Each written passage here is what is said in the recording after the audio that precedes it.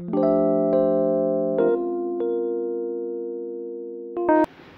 Guys, आपल्या सर्वांचं स्वागत आहे माझ्या यूट्यूब चॅनल मध्ये, ज्याचं नाव अर्थातच आशाज मराठी वर्ल्ड।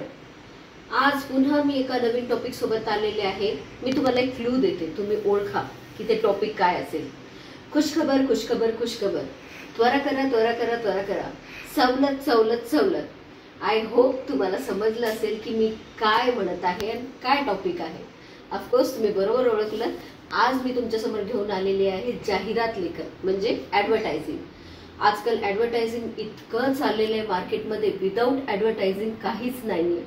तुम्ही बाहेर मार्केटमध्ये गेल्यावर एखाद्या दुकानदाराची तुम्ही ऍड बघितल्यावरच तुम्हाला वाटते अरे नाही काहीतरी चांगलं असेल याच्यामध्ये, म्हणूनच इतकी सुपर ऍड आहे, बरोबर।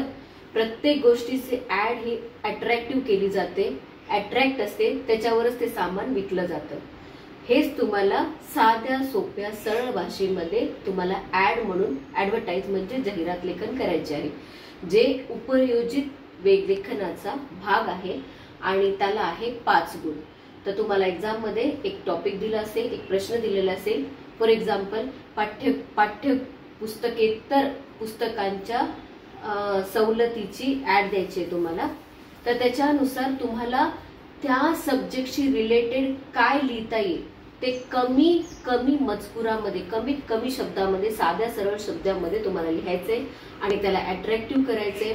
आणि जमत असेल तर त्याच्यामध्ये तुम्ही एखादी चित्रकला किंवा एखादा काहीतरी ऍड तुम्ही बनवू शकता हाताने। आणि छोट्या ब्रॅकेटमध्ये सवलत सवलत, सूट सूट। आणि कधी पण ऍड ना ज्या दुकानाची तुम्ही देत असेल किंवा कोणत्या वस्तूची किंवा कोणत्या एखाद्या याची ऍड देत असेल, व्यायामशाळेची ऍड देत असेल, तो म्हणजे नाव एकदम मोठ्या फॉन्ट मध्ये लिहायला पाहिजे आणि सुटसुटीत हवा। खाली ईमेल ऍड्रेस, पत्ता, मोबाईल नंबर सगळं द्यायला पाहिजे आणि आपली ऍड अट्रॅक्टिव्ह करायला पाहिजे। आणि हे तुमच्या हातचे मार्क आहे। कमी शब्दामध्ये जास्तीत जास्त गुण मिळवून देणारा हा प्रश्न आहे।